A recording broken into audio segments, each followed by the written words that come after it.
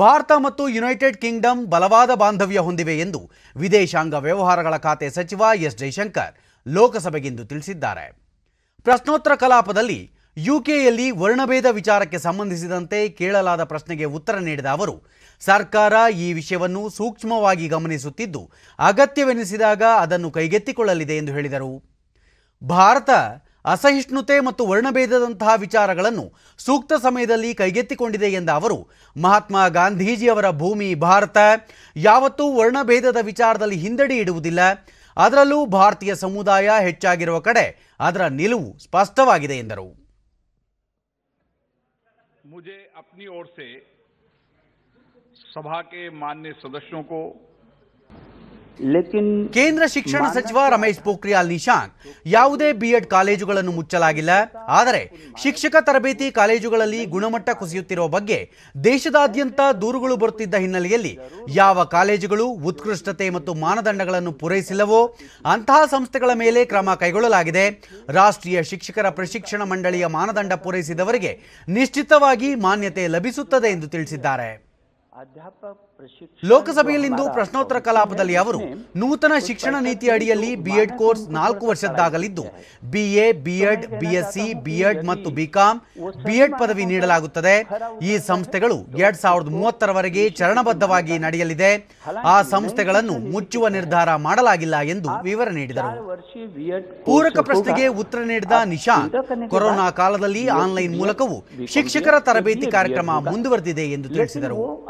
2030 तक लगातार चरणबद्ध तरीके से होगा और उन संस्थानों को अभी बंद करने का कोई ऐसा निर्णय नहीं है.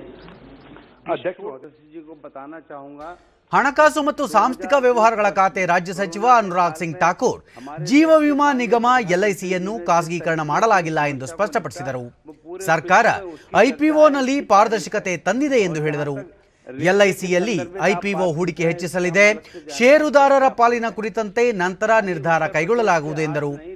ಐಪಿಒ ದೇಶಕ್ಕೆ ಮತ್ತು ಷೇರುದಾರರಿಗೆ ಉಪಯುಕ್ತವಾಗಲಿದೆ ಎಂದು ಸಚಿವರು ತಿಳಿಸಿದರು.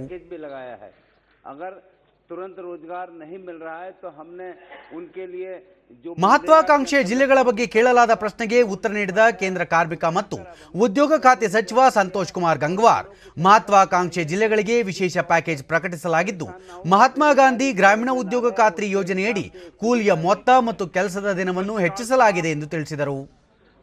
ಪ್ರಶ್ನೋತ್ತರ ಕಲಾಪದ ತರುವಾಯ ಸ್ಪೀಕರ್ ಓಂ ಬಿರ್ಲಾ ವಿಧೇಯಕ ಮಂಡನೆಗೆ ಅವಕಾಶ ನೀಡಿದರು.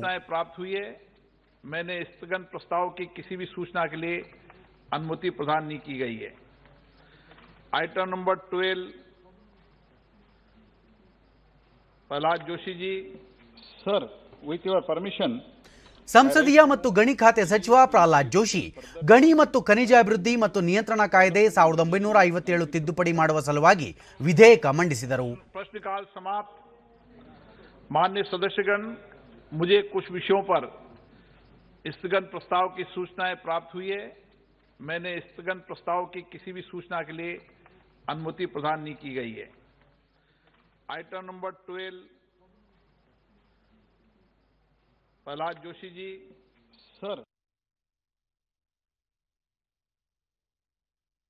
amendment bill. ಕಾಂಗ್ರೆಸ್ ಸದಸ್ಯ ಶಶಿ ತರೂರ್ ಒಕ್ಕೂಟ ವ್ಯವಸ್ಥೆಯ ಉಲ್ಲಂಘನೆ ಸೇರಿದಂತೆ 3 ಅಂಶಗಳ ಮೇಲೆ ಮಸೂದೆ ಮಂಡನೆಗೆ ಆಕ್ಷೇಪ ವ್ಯಕ್ತಪಡಿಸಿದರು. As it assigns the responsibility of issuing an adoption order to a district magistrate rather than the civil court. An adoption order under 61 of the Principal Act requires a deliberation on the welfare of the child, creates legal rights for the child and the adopted parents. Thus, it has to be a civil court that's a suitable authority to be dealing with this process. Second says further violates the constitutional principle of separation of powers by providing for appeals against it, which would also warrant reconsideration in addition to the constitutional provisions I have mentioned today, sir. Thank you, Mr. Speaker. Speaker, sir, I think that it would be a great disservice to this bill if it is only looked myopically from the instances that ಇದಕ್ಕೆ ಸಮಜಾಯಿಷಿ ನೀಡಿದ ಪ್ರಹ್ಲಾದ್ ಜೋಶಿ, ಆಕ್ಷೇಪಣೆಗಳು ಶಾಸಕಾಂಗ ಸಾಮರ್ಥ್ಯದ ಆಧಾರದ ಮೇಲೆ ಮಾತ್ರ ಇರಬೇಕಾಗುತ್ತದೆ. ಅಭಿವೃದ್ಧಿ ಮತ್ತು ನಿಯಂತ್ರಣ ಕೇಂದ್ರದ ವ್ಯಾಪ್ತಿಗೆ ಬರುತ್ತದೆ ಎಂದು ತಿಳಿಸಿದರು. ನಂತರ ಮಹಿಳಾ ಮತ್ತು ಮಕ್ಕಳ ಅಭಿವೃದ್ಧಿ ಖಾತೆ ಸಚಿವೆ ಸ್ಮೃತಿ ಇರಾನಿ ಬಾಲಾರೋಪಿಗಳ ನ್ಯಾಯ ಮಕ್ಕಳ ಕಾಳಜಿ ಮತ್ತು ಸಂರಕ್ಷಣೆ ತಿದ್ದುಪಡಿ ವಿಧೇಯಕ 2021 ಮಂಡಿಸಿದರು.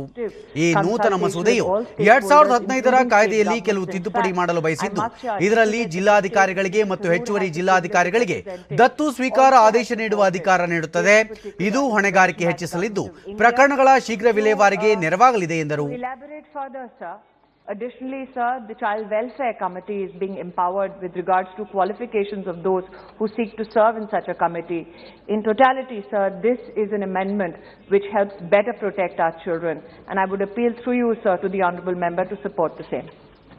ಇದೇ ವೇಳೆ ಬಂದರು ಮತ್ತು ಹಡಗು ಖಾತೆ ರಾಜ್ಯ ಸಚಿವ ಮನ್ಸುಖ್ ಮಾಂಡವಿಯಾ ಪಥದರ್ಶನಕ್ಕೆ ಸಾಗರ ನೆರವು ವಿಧೇಯಕ 2021 ಸದನದಲ್ಲಿ ಮಂಡಿಸಿದರು. Adds to Navigation Bill 2021 to provide for the development, maintenance and management of aid to navigation in India, for training and certifications of the operators of the aids to navigation, development of its historical, educational and cultural values, to assure compliance with the obligations under the maritime treaties and international instruments to which India is a party, and for matters concerned therewith to incidental